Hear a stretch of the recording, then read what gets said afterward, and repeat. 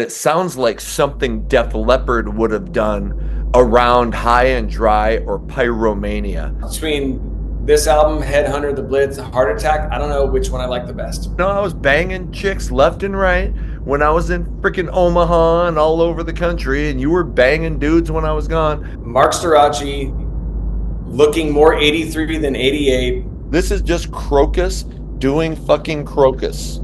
Totally, dude. Take the song Our Love. It's got 3 choruses in one song. Charlie had to take a piss, and it's snowy as shit out there, so hopefully her boobs didn't get glued to the ground. Nikki Sixx and Mark Storaci were in like a love triangle with Lita Ford. Pretty soon she's going to want a dressing room and all sorts of shit. Yeah, and you'll think Bon Scott came back to life. Basically, they're dirty bastards. The hair metal guru from Warren to Crew. The hair metal guru. Never forget Charlie too. Welcome to the Hair Metal Guru. My name is Anthony. They call me the Guru. And today we got my buddy Ryan here because we are going to talk about not only one of my favorite bands, but I know one of his favorite bands, and that is Krokus, a band that I feel has never got their due attention or credit for the kick-ass metal that they created in the 80s. So Ryan and I decided we needed to do a video on them, give them their own video, and we are doing not a top 10, but a top 12 Krokus songs of all time. And with that, Ryan, welcome back to the show. Well, thank you for having me. And again, thanks for entertaining me with one of my favorites, Krokus. You know, I think I pushed you for the 12 because 10 wasn't going to happen. But dude, yeah, you're right. Krokus, like the band that was surrounded by controversy, you know, whether it be the Def Leppard drama on the 83 tour, the Dee Snider incident, that apparently that the rift is still exists to this day. Nikki Sixx and Mark Storaci were in like a love triangle with Lita Ford. You know, the constant AC/DC clone thing. It's like they can't escape it. But I don't care about any of that, dude. This band delivered through a massive catalog. I love it. They had 7 studio albums out in the 80s, a killer live album, a best of. They got this underground epic from 95 called To Rock or Not to Be. And they're still putting out consistent great albums. And even the 2 albums without Storaci are great. Stampede and Round 13. They're both good. But yeah, I discovered Krokus in like 94 when after it was around the Ball Breakers, like 95, Ball Breaker came out and I was like, shoot, I need more. Well, and I discovered Krokus and I remember, and one of the songs that I'll talk about. I remember my brother playing Krokus when I was a kid, and going, "What is that?" And going, so anyway, I'll get into it. But yeah, the AC/DC comparisons were nonstop, and there definitely are similarities. But man, I mean, I still felt like even though they were influenced by AC/DC, they had their own thing going on. And man, I mean, some seriously catchy shit all throughout their career. And I might even have some more later ones than you got, because in the 2010s, I was craving some AC/DC shit, and Krokus was putting stuff out, and some of it was top notch. So really good stuff. Absolutely. Usually bands have their clunker like later in their career. Yes. Everybody knows they had their kind of clunker in 86 with Change of Address. Yep. But other than that, they didn't have a clunker. And you know what? I like Change of Address. It's not even a clunker to me anymore. Yes. I actually really like that album, but it didn't do well. Right. So they're like, to me, they don't have that shitty album. Right. They just don't. Change of Address, I almost had one. It's not represented, but there's a couple songs on there that I really liked. Exactly. So before we get into it, hey, I haven't framed this yet. I'm going to, but I have to trim it because it won't fit my 12 by 12 inch frame. But this is a Krokus album flat from the Blitz. I've always loved that cover. Very cool symbol. Yes. I've always loved it. Hell yes. And then this came out of a Kerrang. It's a 12 by 18 inch, and you can tell it was actually a centerfold. I don't know if you can see it, but it was full. Yeah. it was a centerfold in a Kerrang magazine, but they got a full centerfold ad for the Headhunter album. Nice. That's I clean framed the looking. shit out of that. Very clean. Yeah. So before we get into it, hey, if you're new to the channel, subscribe, like, what the hell, ring the bell to get notifications. You have the opportunity to become a member. So thank you to the members who have subscribed, who keep the guru going. And with that, our top 12 songs from Krokus. Ryan, why don't you kick us off? What's your number 12? Okay, cool. Thank you.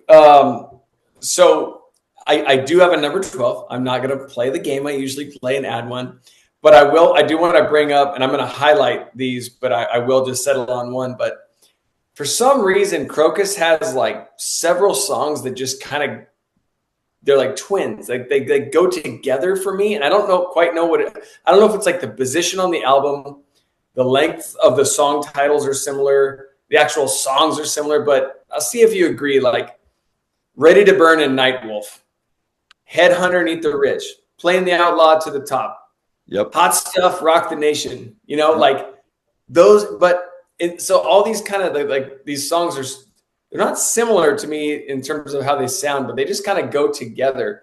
And couldn't decide on Rock and Roll Tonight or Everybody Rocks from Heart Attack. So I'm going to go with Rock and Roll Tonight, but Everybody Rocks is like its brother. And I don't know why. They just kind of go together for me. So my 12 is Rock and Roll Tonight, which I love.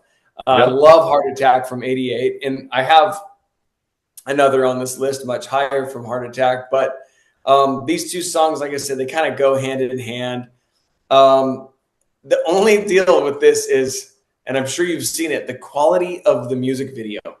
It's legitimately Mark Storace looking more 83 than 88. Yeah. And someone is holding a camcorder. It's fucking grainy. It's like a shitty, smoky stage. It's as if like MCA forgot that Krokus was like stadium, arena, gold albums, opening for Def Leppard, headlining their own arena shows with packages. Like, what happened? But anyway, Rock and Roll Tonight and Everybody Rocks, but I settled on Rock and Roll Tonight, which I love.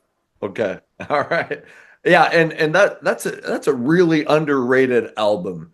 But you're right. In 1988, they weren't looking 1988. And it's unfortunate that you kind of had to play the game. You needed to fit in with the times, and I'm gonna fucking sneeze. Bands like Twisted Sister and Quiet Riot, whose sound fit in to the 80s, but by 86, 87, 88, they just looked out of place, and their album sales reflected it. And unfortunately, that's kind of what happened with Heart Attack.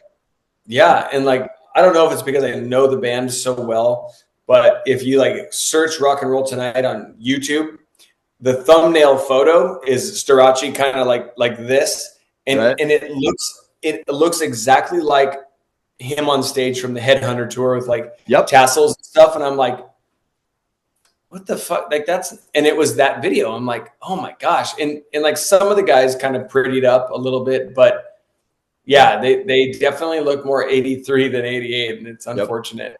Yep.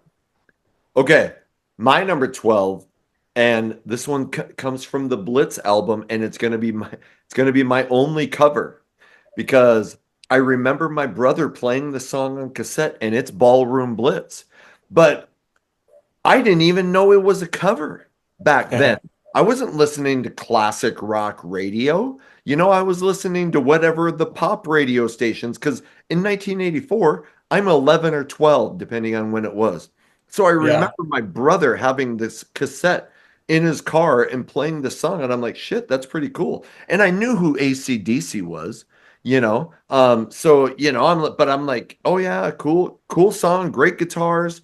And it's a pretty faithful cover, but when you didn't know the original, I thought this was a kick-ass song, and I just thought it was a Krokus song. So because of that memory, I just remember loving the shit out of that. So, and we went with 12 songs. So I usually don't give myself covers, but today, one cover, Ballroom Blitz, is my number 12.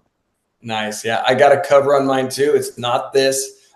When I first got into Krokus, I really liked it, and since then, I kind of pushed it off to the side just because it is a cover, and I think their catalog is so. I mean, they're kind of known for covers, but like, yeah, this one is down there on my list at this point. At one point, it was up there. Yeah.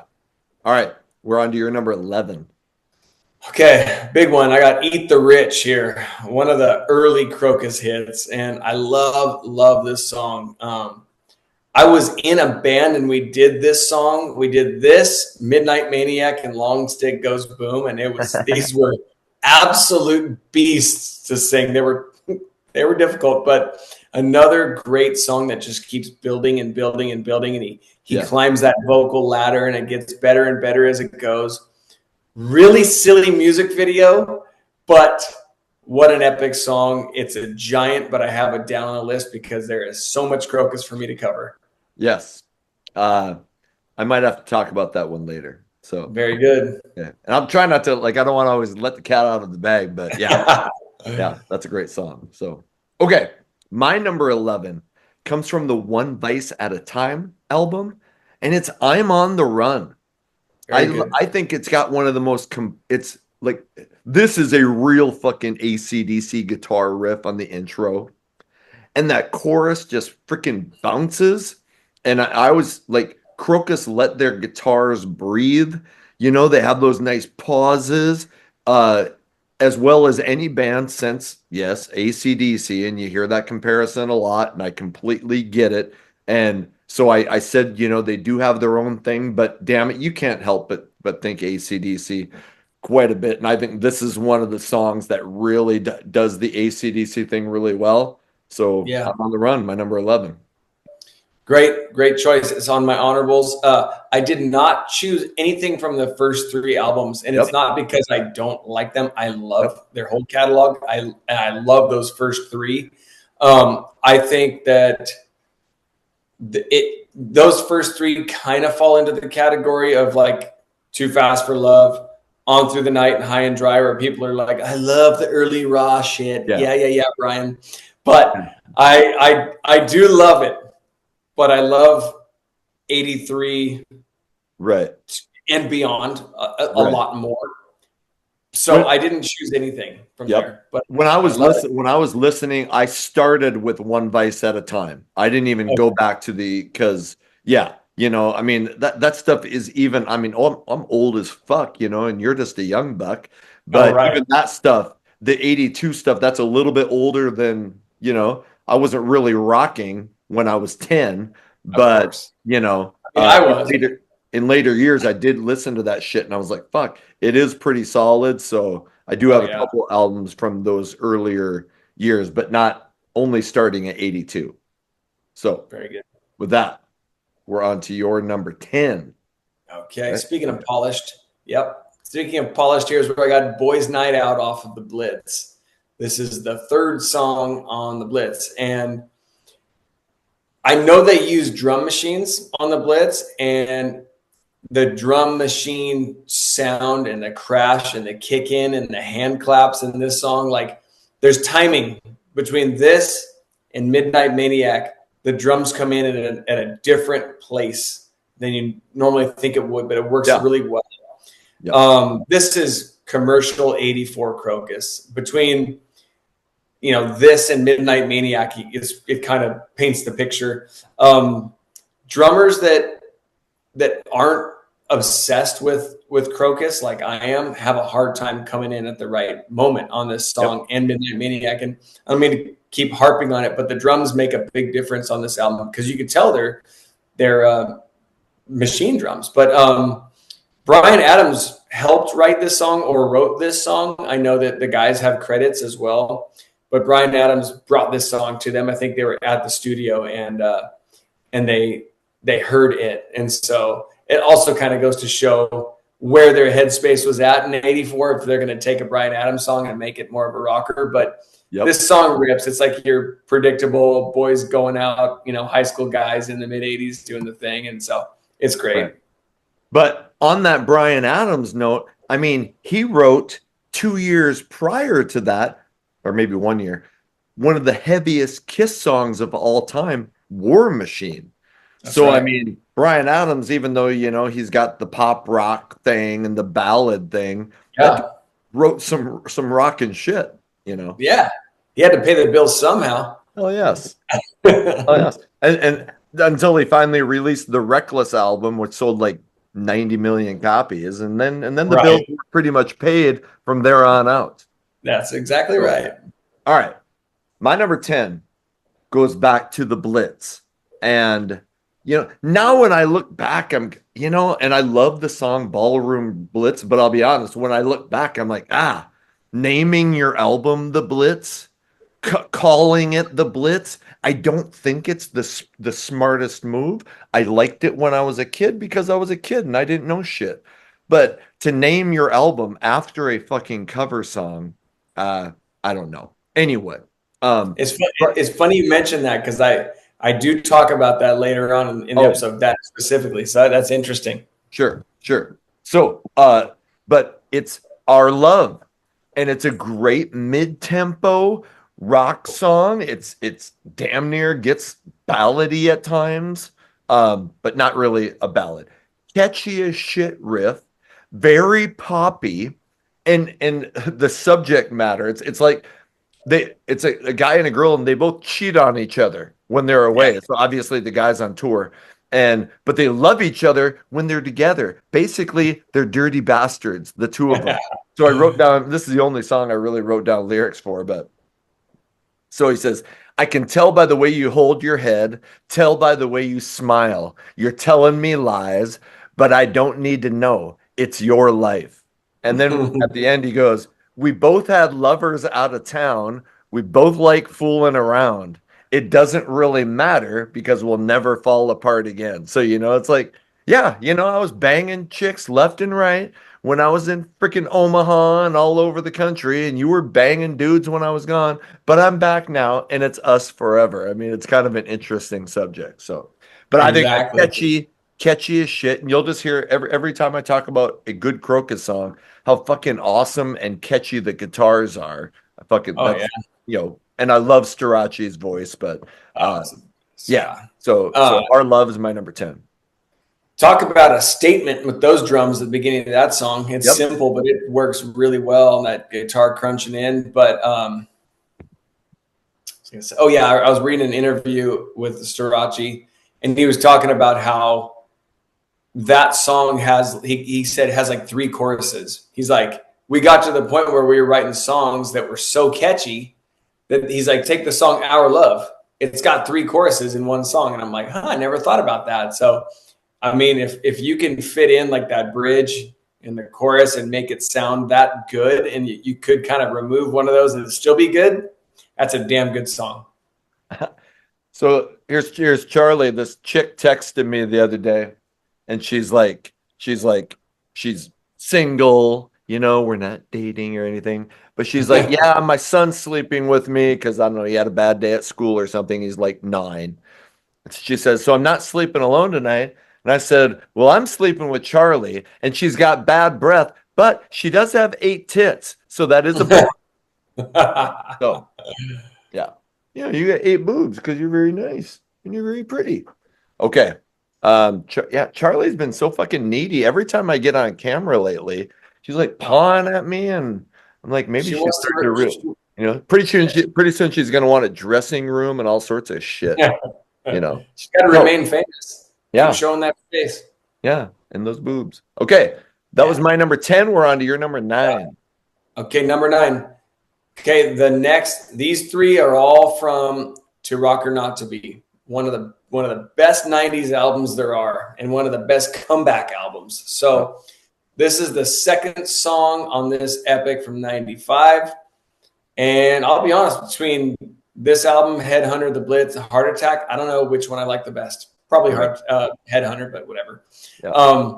But it's so good that and it's a comeback album with Starachi. These three songs coming up from To Rock or Not to Be are all so quality. Check out the first words on verse 2, and you'll think Bon Scott came back to life. Now, those that aren't familiar with this album, On it what is on. song? It's called "Flying Through the Night." I Oh, don't even okay, know yeah. if I Yep. No, I mentioned listened to that. that album today. It's great. Yep. Yeah, I don't even know if I mentioned that, but yeah, "Flying Through the Night" is not my number 9. Okay.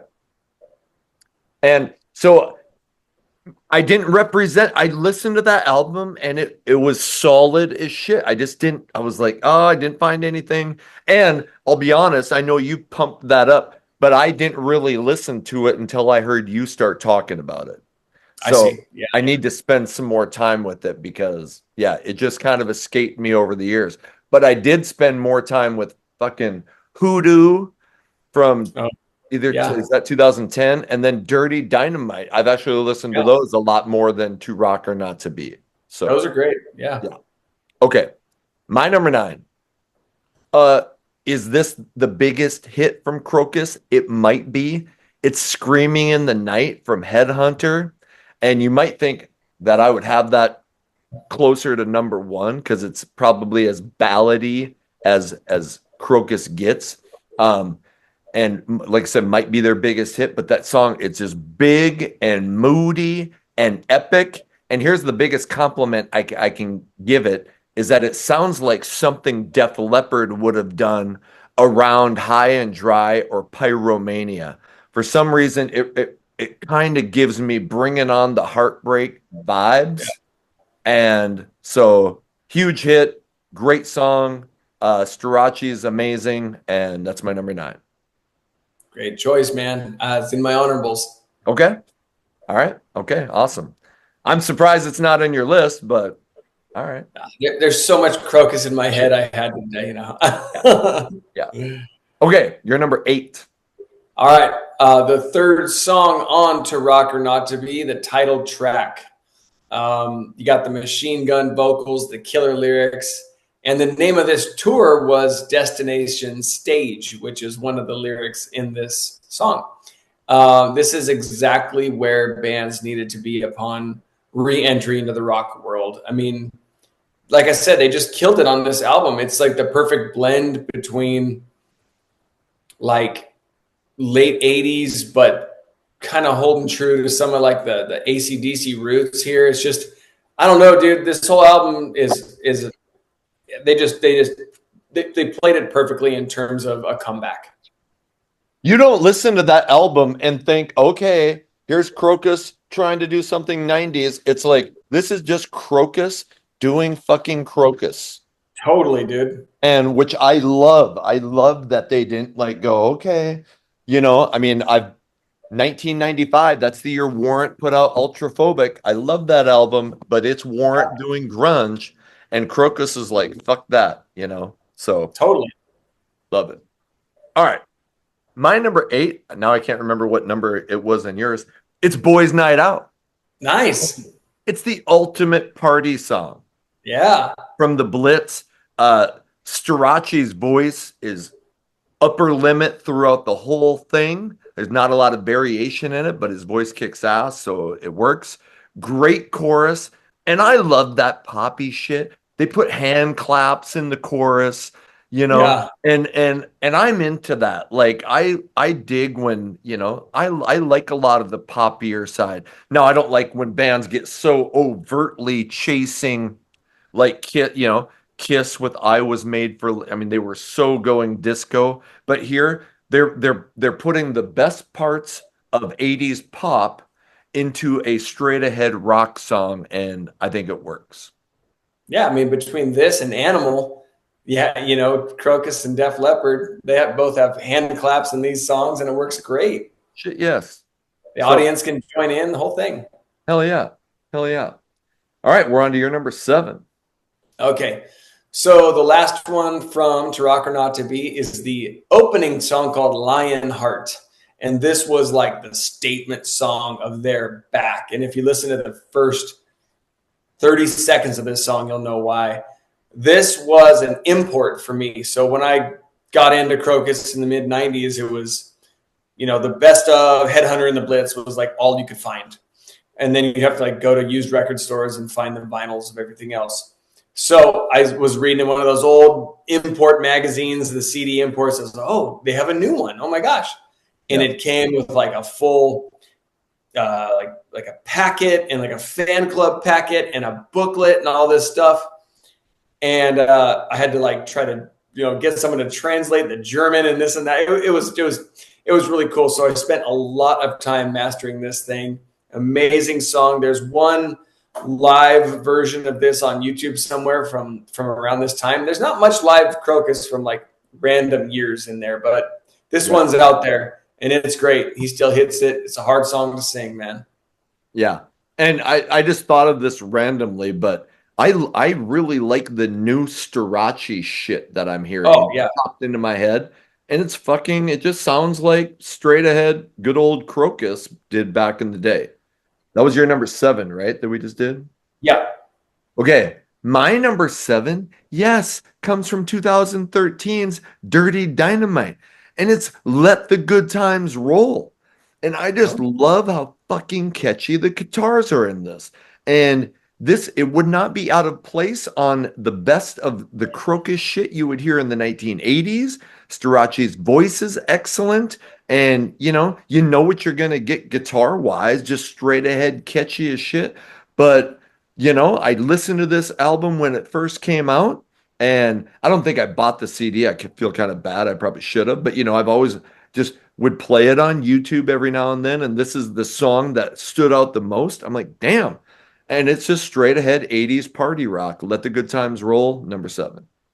Nice, dude. That's some deep cut stuff, man. Like I thought I was the only one that kind of it's like between like Rock the Block, Hoodoo, Hellraiser, Dirty Dynamite, all these are like I can't even remember the years they came out like I can the old ones, but they're all like just killer consistent shit. And that's one of them, dude. Yep. Absolutely. Absolutely. All right. You're number 6. All right. How could I possibly have this at number 6? It's Headhunter. Okay. So, it could have very well been my number 1. I love it. It's the first Krokus song I ever heard. The frantic drums, the hard rock double guitars, that 83 magic, and then talk about Bon Scott-esque vocals. I mean, the opening words are more Bon than Bon. Starachi was at his peak vocally on this tour. He was even talking about it in an interview I just watched. And he was like, I even look back and I can't even imagine hitting those notes at this point. And he goes, at that point, my voice was at the peak of where it needed to be. And it was. This album is absolutely perfect. And this song, Headhunter, is absolutely ripping.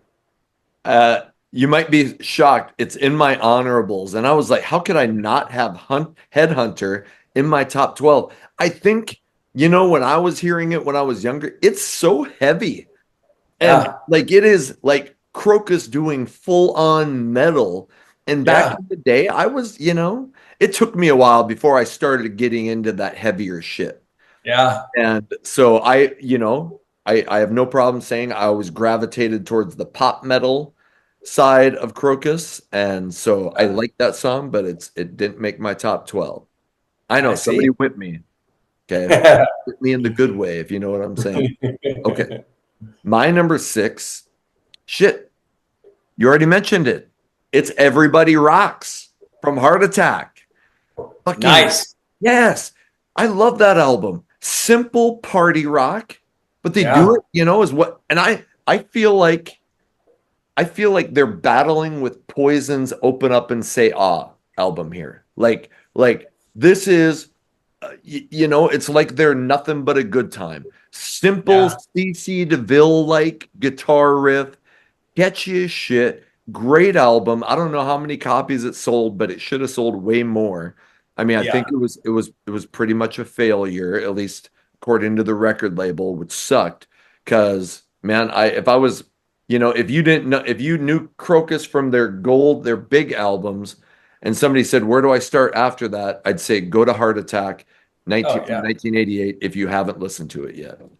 Absolutely. Great choice. And you can have it because I officially made Rock and Roll Tonight my number 12, but I just merely mentioned Everybody Rocks. So you can have it. Right, right. Okay. Charlie had to take a piss, and it's snowy as shit out there, so hopefully her boobs didn't get glued to the ground. All right, Oh, we're on to your number 5. okay.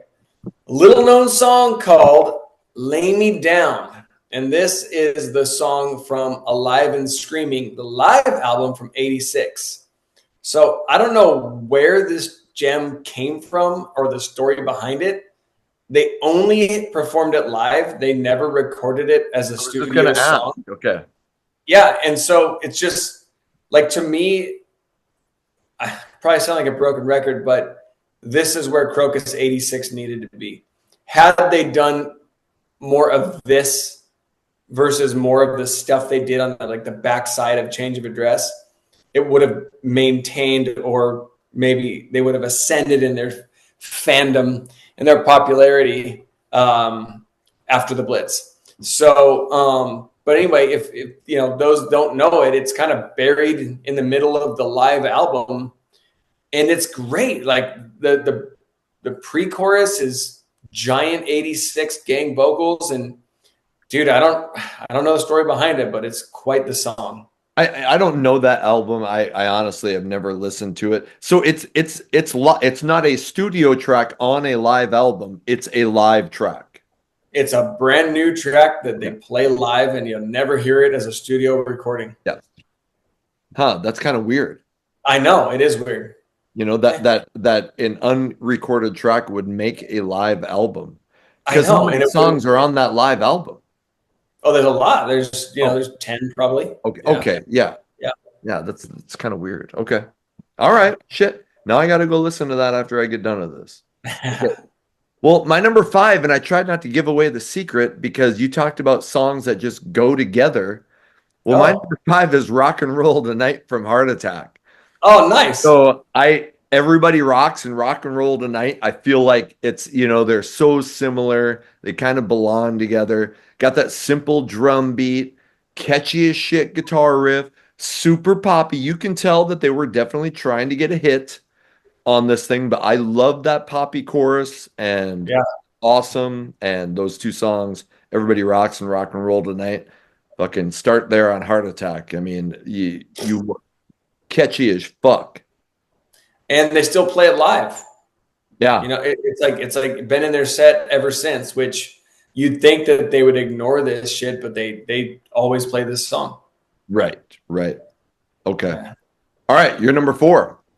Okay, here's where I got Midnight Maniac, and I love it. Huge riff, great riff, more intro drums coming in at a super sneaky moment. But anyway, this pre-chorus is huge. It's amazing. Rules. The chorus is huge. So this is where I was going to talk about the title of the album. It was almost going to be called, the Blitz was going to be called Midnight Maniac. And kind of towards the end, they were like, maybe we shouldn't be like that predictable, and we should call it something else. And instead of calling it Ballroom Blitz or Midnight Maniac, they had said, what about the Blitz? Right. And to me, it's like Midnight Maniac would have been very appropriate for the time. Yeah. But maybe now it would have been a little like a Midnight Madness, kind of corny-ish or something. But anyway, whatever, doesn't matter. The song fucking rules. The video's cool. Yeah. So, so I love it. I think, like you said, for the time, that's kind of a kick-ass album title. Oh, totally. Midnight Maniac. I mean, it just flows right off the tongue. So, and that song kicks ass. Mm-hmm. That's all I'm going to say about that. All right. We're at number 4, right? My number 4 is, again, off Headhunter, and it's another one that you already had. It's Eat the Rich. Nice. Love Starachi's voice. In this, it builds from, it's very sparse and kind of quiet, and then it explodes when the song kicks in. Catchy as shit chorus. This is Krokus in their metal phase, but it wasn't so metal that it was still poppy enough and catchy enough that just the people who like simple hard rock could gravitate to it. I gravitated to it. I love Eat the Rich. It's my number four. Yeah. And again, a song with a huge, you could almost say three choruses, like Starachi said about Our Love. You know, if you think about it, he's climbing that ladder and it just gets catchier and catchier and catchier until they finally get to the actual very simple but very effective chorus. Absolutely. Absolutely. Okay. We're on to your number three. All right, number three. Here's where I got a song off of Heart Attack called Let It Go. Hmm. And again, with the low budget MCA music video, I think they probably did Rock and Roll Tonight and this song on the same day. And again, I swear MCA just forgot who they were. It's like, here's this brand new band. We'll throw a camcorder at them. But anyway, so maybe Change of Address maybe sunk them that much where that was all they deserved at that time. But who knows? Right. But it's a huge song, and it's so 88. Even Metal Mike likes Heart Attack, and shit. He can't do Krokus or Y&T, but he loves Contagious and Heart Attack. And so that just goes to show, you know, Contagious by Y&T, their 87 album, very Right. commercial stuff. But Right. and also on the 80s Glam Metal Cast, we did that Title Wars episode, and I put Let It Go against Krokus, Let It Go against Def Leppard and Loudness. And even though I'm a huge Def Leppard guy, I chose Krokus's Let It Go as my number one. And that's how much I love this song. And it's number three on a list. And I guarantee you most people don't even know the song, you know, but Right. it's a gem off of Heart Attack. It is, and it's in my honorable mentions because that is, I bet in the last 2 years, the most Krokus that I've listened to is the Heart Attack album. Yeah, nice. Totally. So, all right. But my number three goes back to 1982 with One Vice at a Time. It's Long Stick Goes Boom. And that's Nice. well, maybe not the first, but it's one of the first Krokus songs I remember hearing. You know, Yeah. it was a hit. I don't know how big of a hit, but it got played on rock radio. And, you know, again, I think AC/DC when I hear it, but that's as big, you know, when you're huge AC/DC fans like we are, I mean, that's a compliment, you know? So Yeah. I fucking loved it. And that's my number three, Long Stick Goes Boom. Oh, what's that song about? I don't know, because I only got a short stick. No, I'm just kidding. Just kidding. Just trying to be self-deprecating.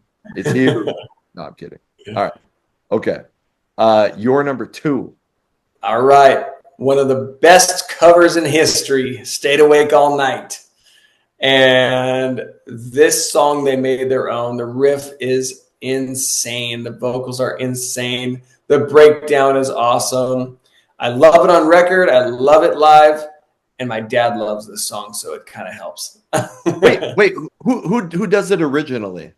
Backman Turner Overdrive. Oh yeah. Okay. And if you hear that, and then you listen to Krokus, you're like, how did Krokus do what they did with this song? Because it is like a watered down 70s poppy little chimey thing, and Krokus made it this fucking beast. And Right. I'm like, how did they have that ability to change it up like that? But they certainly did. Yeah. In my honorables, I remember shit. They had a greatest hits that was called "Stayed Awake All Night." The one with the little like gremlin that's holding the eyeball. Yes. Yeah. So, you know, isn't it weird? Like a cover made the name Yeah. of the album, The Blitz. I mean, yes, it wasn't Ballroom Blitz, but you know, when you had the Yeah. song on the album, it sound, you know, like okay, whatever. Shit, I mean, they had Schools Out as a single. They had Ballroom Blitz as Yeah. a single. They had this thing like American they were- Woman. Oh yeah, exactly. They were kind of American cover heavy. Yeah, fuck. And I mean, and they did them really well, but Yeah. you know, there's comes a, you know, and I know late in later years in the 80s, I think it was perfectly fine. A lot of bands did cover songs, but there did come a point where it started being like, oh, you can't come up with your own shit. You just Yeah. need, you know, you're just trying for an easy hit. But that wasn't how it was in the early 80s. It was perfectly Right. fine. Right. Okay. My number two, and okay, here's where probably a big surprise because it's this high. It's off 2010's Hoodoo. And I remember when this album came out and this video came out, the song is Too Hot. It's a Oh, very good. melodic, mid-tempo rock song. It's got like, and I think I said this before, it incorporates hard rock guitars with the best parts of poppy, of pop rock, insanely catchy chorus, pulsing guitar riff underneath everything.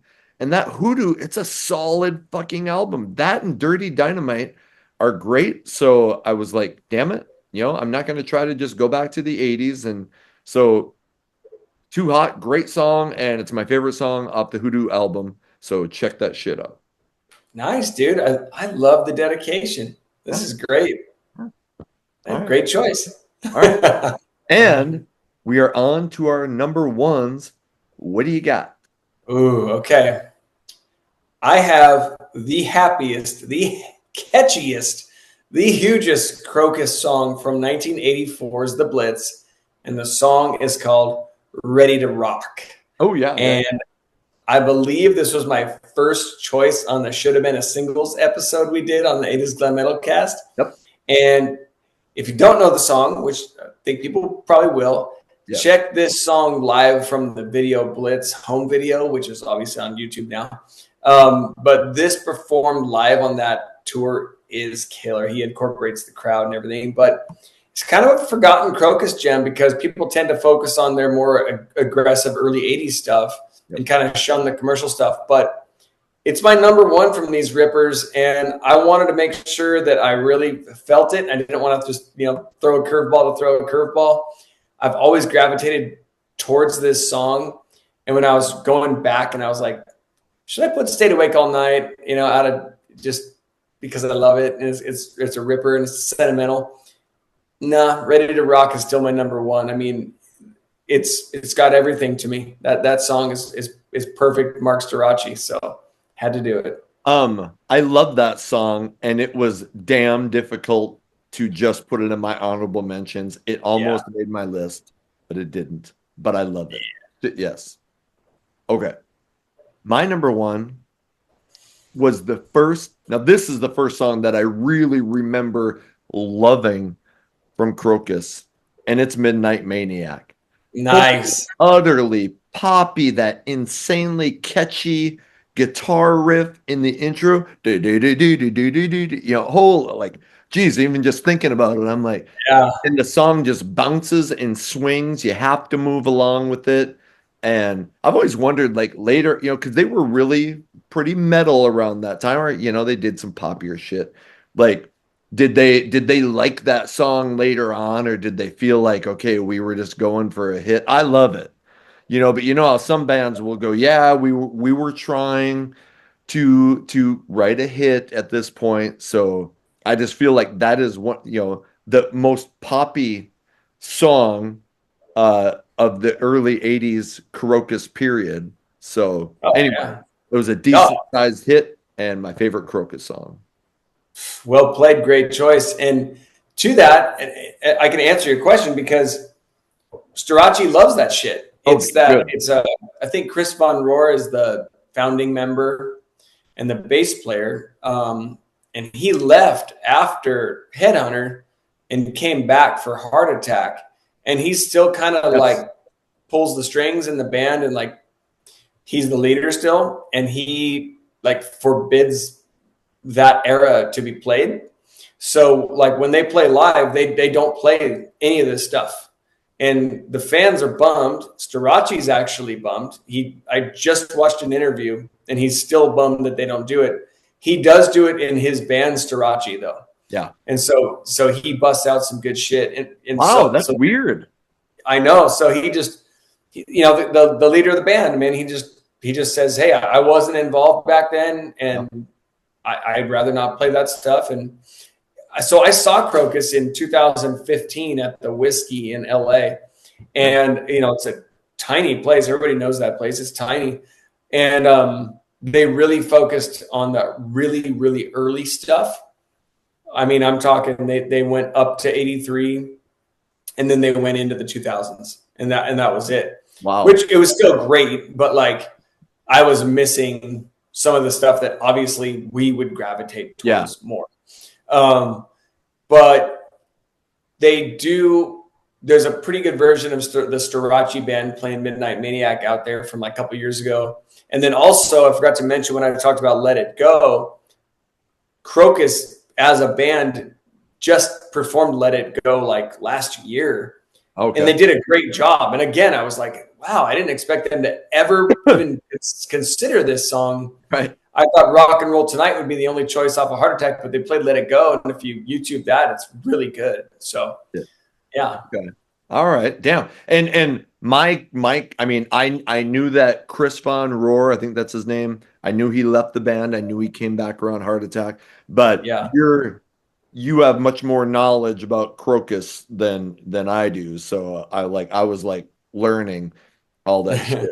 No, what was you were talking about some of the fucking controversies and not the AC, but there was, what did you mention about them and another D. Snyder? Yeah, so D. Snyder, it was like a big issue between, I think D. Snyder's wife was making their wardrobes or something like that.